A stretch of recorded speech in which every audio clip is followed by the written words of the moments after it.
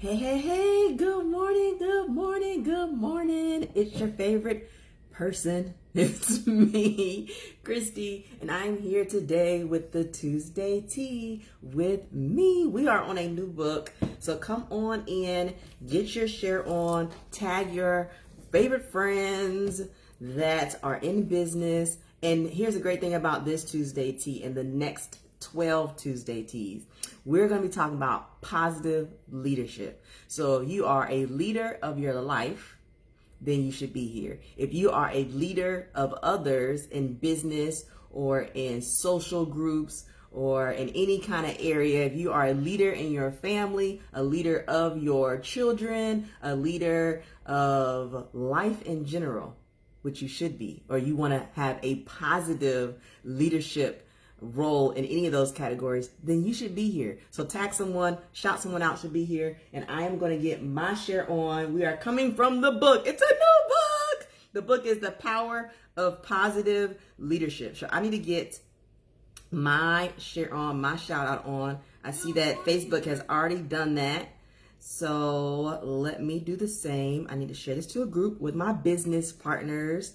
And it's shared in my group to my business partners. I'm going to share it with my VIP group because they come and shop my product, but I would like to help enrich their lives with what I share here today. Share it to my personal page so my friends and family can see it. And then we are going to get ready. And I'm going to share a little bit about, like, why should you be listening to me? Who the heck is Christy? All right. So I am a multi-six-figure earner, but I have not always been that. I was once a struggling teacher and educator, which as you watch me and listen to my Tuesdays Teas, you'll probably pick up on the teaching ability that I have of breaking things down to elementary students. I have taught pre-K all the way to fifth grade, and then I was responsible for being a coach, an academic coach, not of a sport, but an academic coach, where I coach teachers on how to better teach their children. So my teaching background ranges from rural Georgia to the south side of Chicago, so inner city, and to the suburbs of metro Atlanta. So I have touched and taught and coached a variety of economic backgrounds, cultures, and you name it. All right. Special education to English of second, to speakers of English as a second language, done it. And I've taught abroad. So I spent 3 years in the Middle East as a teacher of students whose first language, and really their only language, was Arabic. And I was supposed to teach them everything but social studies. I couldn't teach them about the Middle East. I was supposed to teach them all those things. So the last book we did was, and you should definitely check this out if you have not, you can definitely go back and catch the hashtag replays if you're here with me on Facebook, if you're in with me on, excuse me, I feel a cough coming on, excuse me. Take a sip of tea. If you are in the room with me over on Clubhouse, where you will find me by looking up Christy Waller, then you won't be able to catch the hashtag replay, but you can on Facebook. Last week, or the last, I think it was like 6, 7, maybe 10 weeks, we did Quantum Leaps, 10 Steps to Help You Soar. Now we are on to the power of positive leadership. How did I get to the point where I was talking about books over here on my Tuesday Teas? Well, it's because the first book we did was the Atomic Habits. And Atomic Habits, one of the things it talks about, you should definitely check this book out if you're trying to improve your habits in any area of life. One of the things it talked about was attaching a new habit that you have or that you are going after to a habit you already have. So what's habit that I've already consistently had for over a year is showing up here on Tuesday Tea. What's a habit I needed to improve on was reading. Thank you, Miss Harrison. She shared the link down there on Facebook of where you can find me over on Clubhouse. Thank you. Because people are always asking me, how do I find you? Well, there it is. And it's open to people on Android too. So I have attached the habit of already showing up here on Tuesday Tea, a habit I already have, to a habit I need to pick up, which is reading, because leaders are readers. And I am learning right in front of you, because this is an area I need to work on. Positive leadership. I have made improvements, much like the author. I have made improvements already, but you can always grow in being even more positive in anything that you're doing. So what are we talking about specifically? As this multi-six-figure earner who has business partners ranging all over America, over 100,000 of them, a mom, a wife, a mom of two 14-year-olds. They are not twins. birthed one, stepdaughter is the other one, and they happen to be born a week apart. How does that work, right? And now I have a beautiful 1-year-old. So I'm a mommy, I'm a wife, and I'm a business owner. So let's go. Let's serve up the tea. That is what Jennifer says. Serve up this tea. Let's do it. So today we're going to talk about a little bit about the author, John Gordon, and where he's coming from in this book, and why I chose this book, and the plan for the next 13 weeks. We will be doing, this book has 13 chapters, and so we will do one chapter a week. This is, I don't know if I necessarily would call this a book study per se, because you're going to get a little taste of Christy and my perception and my walkaways from this book, and hopefully that helps you bypass. I'm going to throw in some business experience, help you bypass some mistakes that I've made in business and in leadership and in life, right? And then the plan for 13 weeks. And then next week, we will truly and sincerely jump into the real chapter, which is chapter 2 in this book, about the power of positive leadership by John Gordon. This also gives you a time to go buy the book and read along or read ahead, so you can come over in the clubhouse and add some information to it. So let's go. John Gordon says he was not very positive. I know you guys are out there. Y'all don't see me every day. You see me on this Tuesday tea. You probably think I am a ball of positivity. I think, generally speaking, at this point in my life, I have learned from my mistakes, and I am much more positive than I used to be. Right? And people who are not positive, they really do get under my skin. And I can see them a mile away now, all right? So I can see people who are not positive because of the way that they speak to themselves and the way they speak about things. Now, the one thing that John Gordon says on the back of this book, the back cover, he's going to talk about it inside the book as well, is that people think positive leadership means you're walking around like Pollyanna, like everything is all peaches and glory and things are not sad and gloom and we just don't see negative things. And that is not true of positive people or positive leadership. The one thing that John says is a quote that I really like, is the truth is that we are not positive because life is easy. Hello, because I don't know about y'all, but life is not easy. Okay, don't claim it is. Business isn't easy. Marriage is not easy. This is one people ask me like about marriage, and I'm definitely not the poster child for marriage, but they definitely did it wrong once for sure. So I take and learn from that. The one thing I say is it's not that it's easy, but you have to be with the person that makes the work worth it, because it is work. I feel the same way about business. It's not that owning your own business is easy. But here's the time that you get to be in control of the work you do, and you get to be in control of the outcome of the work that you do. When I worked in the school system, it didn't matter how much work I put in. It did not matter how late I stayed up. It didn't matter how much effort and time I put into it. My paycheck was always the same. Always the same. And my bills always went up because there was some things about my bills I could not control. Like when AT&T decided they're just going to raise the price of it, I still need my cell phone. I still need my internet. I have no choice but to pay it. Although my pay won't increase because I show up more. One thing about business is the work can be worth it. You want to be in a business where the work is worth it. You want to be in a relationship where the work is worth it. You want to be around people where the work you put into the relationships is work. Right? And I see people right here on Facebook who are agreeing about marriage. Marriage is work. You just want to be with the person who is worth the work. Be in the relationship that is worth the work. So that is one thing that John says, is that it's not that we are positive because life is easy. We are positive because life can be hard. Who can agree with that? Life can be hard. If you've never experienced a hard life, you would be lying if you are saying that these last 2 years, we've almost been in a pandemic for 2 full years. I was listening to a podcast, my husband was, and it was loud enough for me to listen to it too. And they were talking about how we have been in this for 20 months. That's almost 2 full years. This has not been easy, people. I don't care how amazing the money that has come in for me and my business during this time. I don't care how stressful it hasn't been, because I haven't had to worry about losing a job. I haven't had to worry about paying bills. My bills have been paid. It still does not mean that it has been easy. Change, no matter how prepared you are for it, is difficult, all right? So it has been hard, but what makes it easier for you and those around you is showing up in a positive way. So that's why I've chose this book. The Power of Positive Leadership. I've seen it. I've worked under leaders. I've worked under very positive leaders. Does that mean they don't hand it to you? Like when you're not doing right? Yes, positive leaders still hand it to you. Positive leaders still push you. Positive leaders, but they're doing it based on a positive point, all right? Based on a good place in their heart. Based on wanting you to win. And that is one thing about John. He says that he was super negative to the point that his wife was going to leave him. She said, something got to change. He grew up under a New York police officer dad who he said, listen, just that if you could picture Italian, I believe he said his dad was Italian, New Yorker. He was the ball of negativity. All right.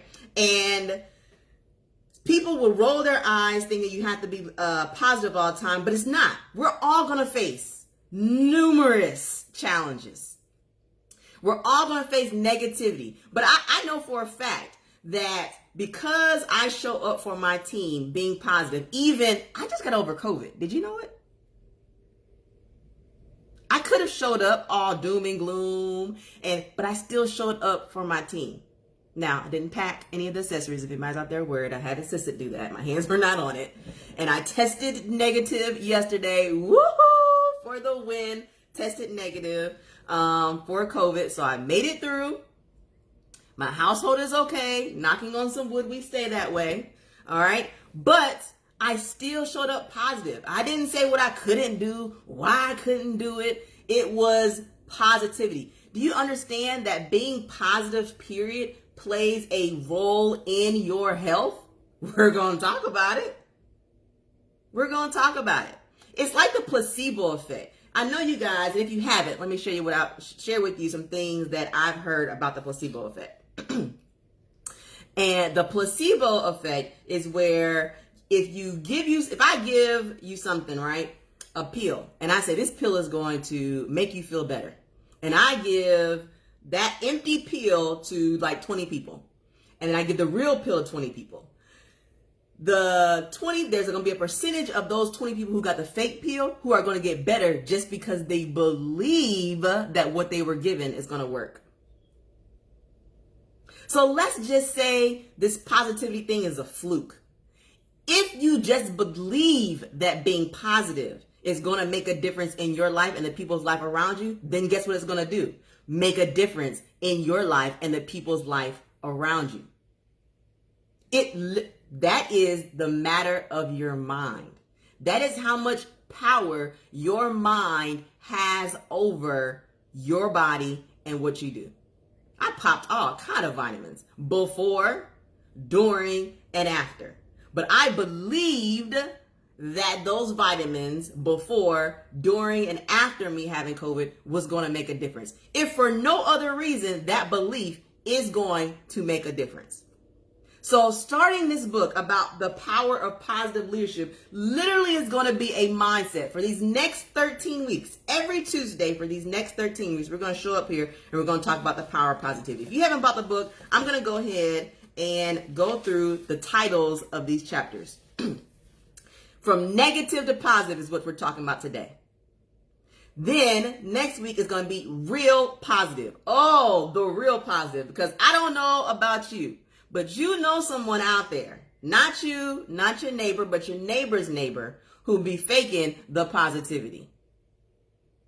Now, I'm all about faking it till you making it. And the way that I look at faking it till you make it, ask, where can you buy this book? Google it. I don't know exactly. This book was actually gifted to me from a leader in my business. There may even be audio. There may be audio. I'm not sure. I would also even look on YouTube because a lot of times people create videos of this. All right. But yes, Annette, the real positive is the next chapter. And here's the thing about the real positive. I haven't even read the chapter yet, but there's some things that comes to mind when I think about the real positive. It is when you really believe it and you show up for it. All right. People will say, oh, and you know who those people are? The one who talk about being positive, but they're not really positive. Oh, I'm telling you, I'm reading this book because I don't talk about being positive. There are actually some people who probably think I'm not positive, but we have to define what positive is, because positive doesn't mean everybody's going to like you. Because I still lay down facts. I still call it like I see it. Like when business partners come in my DM and they're like, I'm doing everything I need to do. I listen to all your videos and I watch your YouTube videos. I catch your hashtag replays on Tuesday Tea. And then I go to their Facebook page and they have 200 friends. With a 1 billion users on social media on Facebook, your 200 friends is not doing everything you need to do to win in your business here on social media. See, so that's not real, that's not the real positive right there. That sounds good, and you think it looks good because the person you're talking to is not going to check the facts. But this person, if you're coming in my DM, my time is money. So if I'm going to spend time, 5 minutes, 10 minutes, an hour of headspace to give you a 5-minute response, then I need to know who I'm talking to for real. Are you really doing everything that you claim you're doing? Are you really being positive, or is it just coming out your mouth but it's not matching your actions? Okay, that's two different things. We can talk about being positive, but our actions are showing something else. Oh, I believe it. Oh, I'm going to go out there and I'm going to change the world and I'm going to be positive. And then as soon as you're listening to this Tuesday Tea, what comes to your mind? Oh, that sounds good, but I ain't doing that. That is only chapter number 2. Chapter number 3, positive leaders drive positive cultures. Woo! See, there's so many cultures, because some of you are going to be watching this like, I don't have a team. I'm not leading anybody. I don't manage anybody on my job. I don't have any children. I don't have a relationship. But here's the thing about the culture. Your culture is wherever you show up to. So if you're a teacher, you have a classroom culture. If you are a manager of your home, like a mother who has kids, who has a husband or a mate, you have a culture in your home. How you lead that is your most important job. Building your culture is your most important job. We're going to talk about that on week 3, the third Tuesday from today. It drives a positive culture. At the end of the day, as a person who has been in leadership for years, over 9 years, my very first year in teaching, first full school year. So I graduated in December. So my first job was in the middle of the school year. And if you're an educator, you know how it is to come in the middle of the school year. You start, that means somebody else has had a chance to ruin things for the first 6 months of the school year. And you come in January. And my first job was on the south side of Chicago. So I came in on the south side of Chicago on State Street. If you know anything about Chicago, I was on State Street, right across the street from the projects that are now torn down. They got these nice condos up. But when I was there, it was the projects. And to the point where there was like a senior who had 3 kids in my elementary school. Senior in high school, had 3 kids in my elementary school. That's just a picture. I taught a lesson using all the things I had been taught in undergrad about how to relate the story. The story was about a princess, a fairy tale, and relating the story to what the kids, and they didn't know what a castle was because they didn't watch fairy tales. I asked them on Friday, bring in the movies that you watch at home, because they was clueless about any of the fairy tales I'll talk about. They brought in rated R movies. Oh, they knew about Freddy Krueger, but they didn't know about a princess and a castle. Okay, so that's what I was teaching after being in undergrad. And I've seen the culture of a classroom coming from the teacher. I've seen a culture of a home. I've seen a culture of a church. I've seen a culture of church groups are controlled by the leader. But then they come to the meetings and I don't know why it's like this. Because, people bring a representative to meetings, but they don't bring a person that they are when they're leading to the meeting. That's what we're going to talk about week 3. Positive leaders drive positive cultures. You, my dear, you ever want to know what kind of leader you are, what truly kind of person you are? Check the culture in which the group that you lead. If there's a lot of bad, generally speaking, now you always have some bad apples that you can't control, no matter how great your culture is. We're going to talk about that. But they're going to seem like an outlier, and they're not going to find anybody else that is going to chime in and back up what they're saying because of the culture you've built. They're going to feel uncomfortable being that person, being the negative Nancy, because there's nobody in there who's going to listen to it. They will be talking on deaf ears if you build your positive culture correctly. All right, that's only chapter 3. Y'all going to be here for all 13 weeks because I'm excited about it. Number 4, positive leaders create and share a positive vision. How do you keep the vision alive? In your household, when you're leading and being the example in your household. How do you keep it alive? Oh, because life is going to happen. People are going to beat you up with their negativity. The world right now is, man, it seems like the negativity is everywhere, but you have control of what you put out there. How do you create the vision and keep it positive? Chapter 6, positive leaders lead with optimism, positivity, and belief. Positive leaders lead with optimism, positivity, and belief. Listen, I'm going to say this is going to be unpopular to some. And I don't get into politics, but this is just a general thing I feel like is sort of factual, right? When it's led with positivity and belief, whether you agree with it or not, we had a president who led with positivity and beliefs. Even if you didn't believe in a lot of things he was doing, he still led with positivity and beliefs. I guarantee you, as the books are written in history, there are going to be some things that happened during this president's time that we missed that wasn't good. But because he was leading with such positivity, you totally missed the negative things that were happening in the background. If you found something negative during this person's presidency, it's because you were looking and searching. Now let's think about another president who did not lead with positivity and optimism. Because this president did not lead with positivity and optimism, it was easy to find negative things. You didn't have to look hard. And even if you said something that wasn't true about this president, if it was negative, people believed it because of the culture and the negativity that they led with. You see the difference in the leader?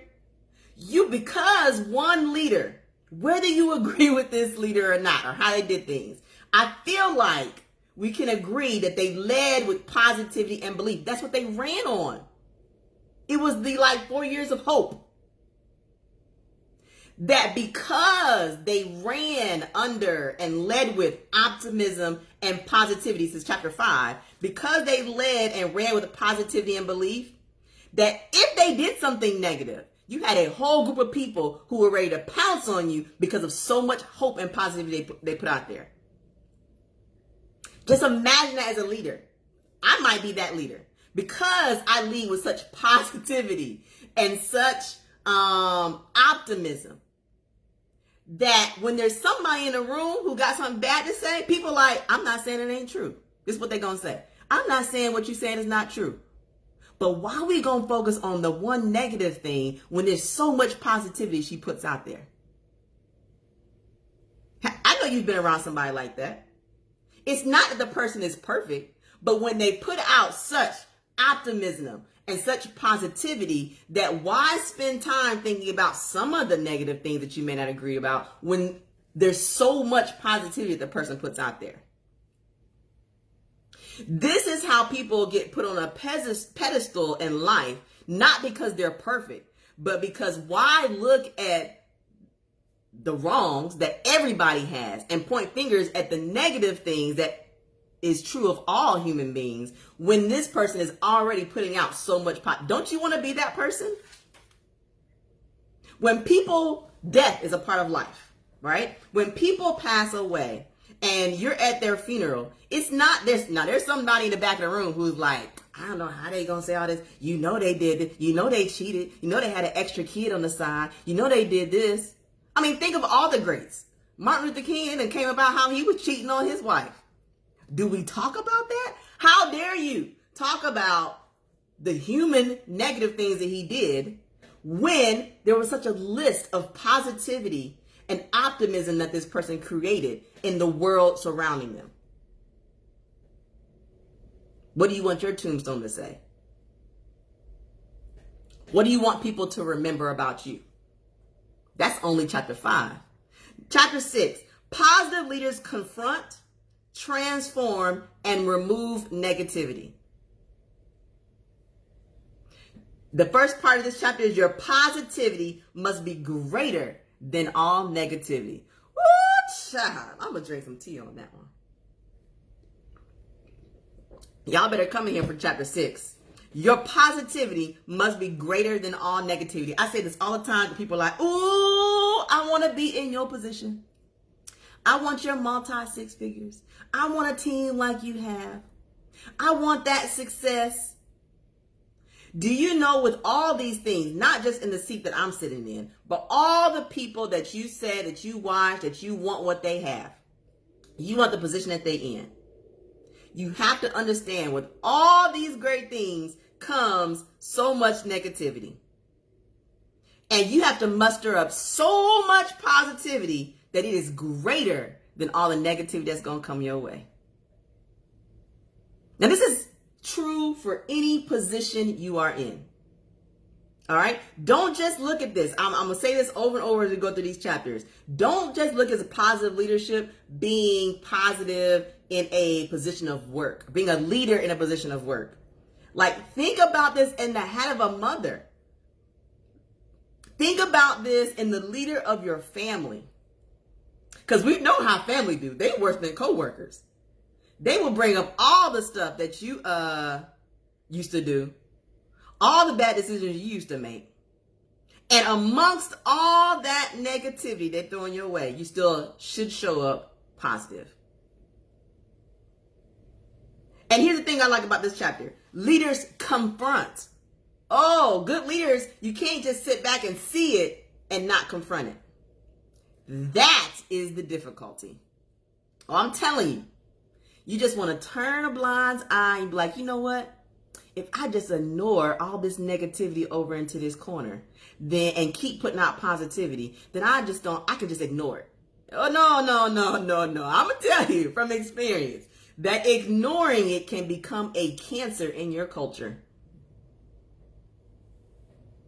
You know that teenager who's like, I'm just going, now you pick your battles with your teens, that's for sure. When you're leading, you pick your battles, but you ignore too much and it will become a cancer on your culture, a cancer to your household. Because the other kids are going to be like, oh, she get to talk like that? She get to say that? Oh, you're not going? No. Because positive leaders still have to confront, they transform, and then they remove the negativity.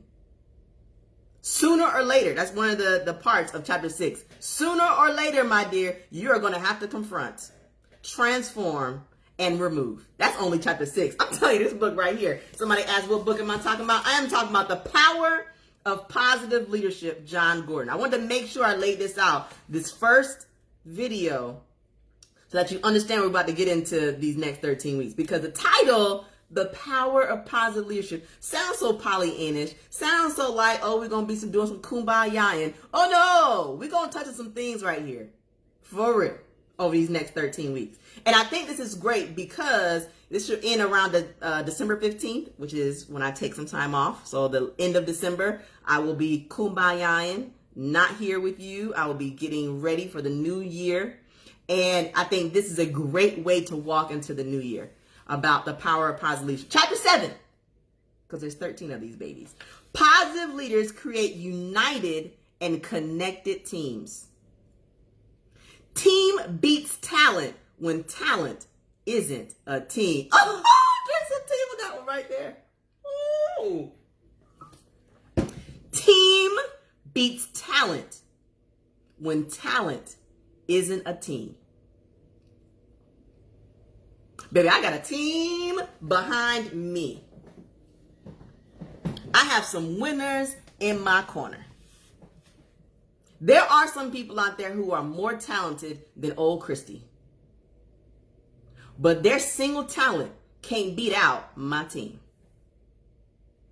There are things I forget. There are things I don't notice. There are areas that I definitely need to work on, but the team is going to beat the talent when talent isn't a team. Oh, y'all need to show up for the 7th week. That is chapter 7. Chapter 7 is on positive leaders create united and connected teams. Think about households who run like well-oiled machines. It is because they are working together. The husband and the wife, the children work together. I did a training inside of a 30-day boot camp on time management. Time management, and it was another word. It was time management and, I can't think of what it is. What was it? Let me see. We'll go to it right now. Time management and something else. The other part was like golden too. And I was like, ooh, I don't know if I can get this done in 30 minutes. Actually, I didn't. I did it in an hour, and I didn't even know I was supposed to be there for 30 minutes. But that's neither here nor there. Things happen. It is boundaries. Thank you, Lanice. Time management and boundaries is a training that I did, right?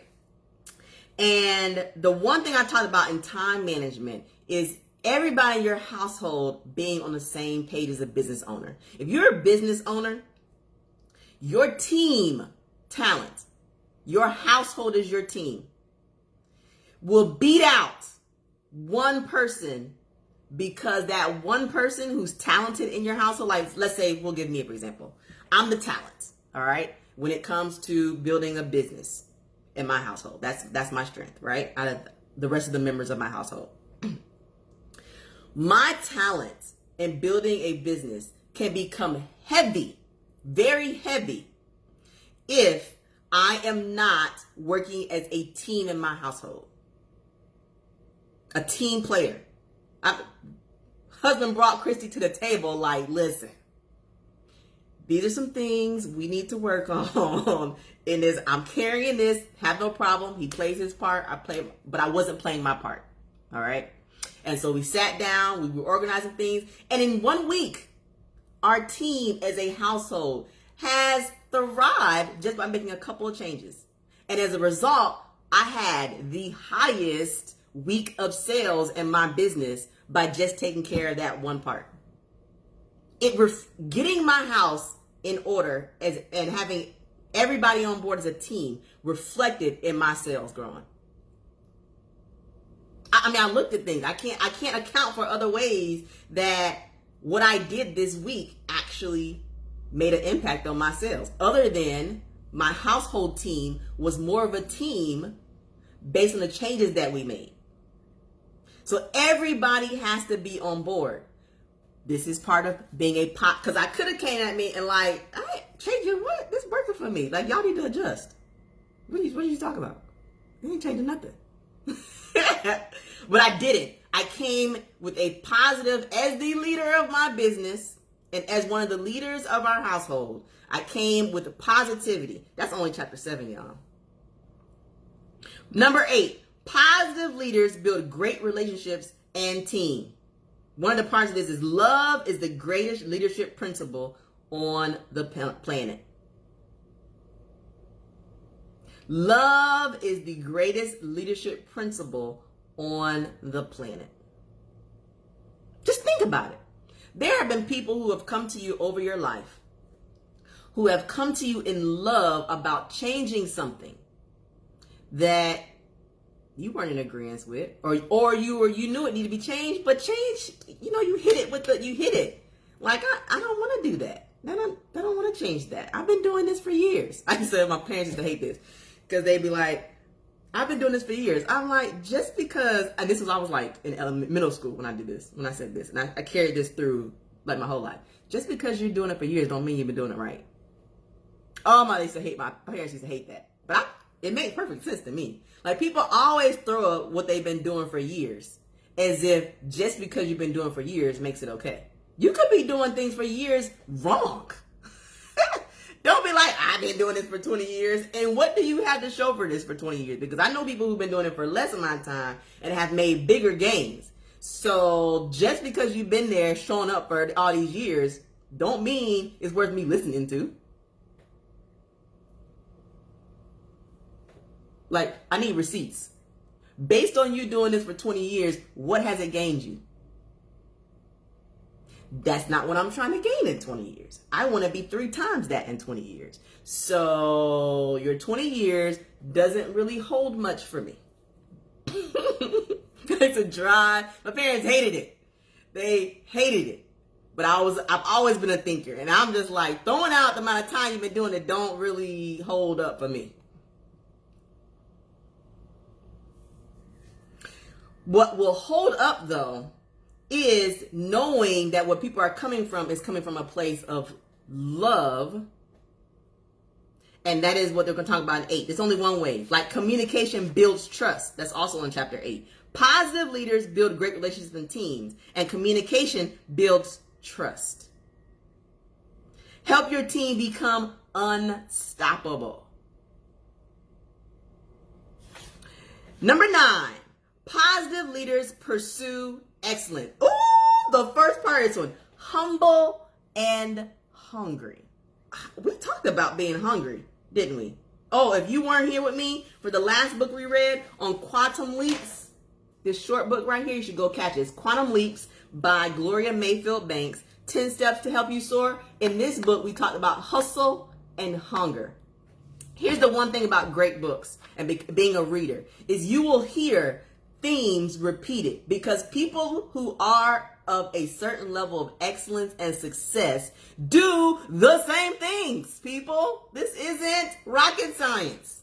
They are literally doing the same things. They may have a different way of expressing it because they have different life experiences. They're coming from different industries, but literally the keys to success are the same from book to book to book. Last book, we talked about being hungry and hustling. This book, we're talking about positive leaders pursue excellence because they are humble and hungry.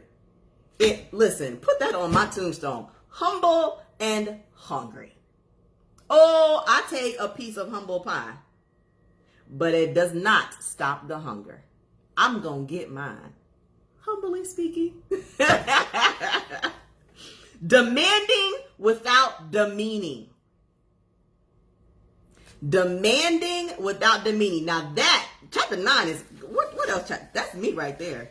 The 1% rule, clarity in action, craftsmen and craftswomen, love, tough, love and accountability. There is no finish line. Chapter 9 is, you might as well call that chapter Christy. Positive leaders pursue excellence. That's me. I probably should skip that chapter. I got that one. I need to go work on these other ones. That's me. Humble and hungry. There is no finish line. Like, why are we chilling?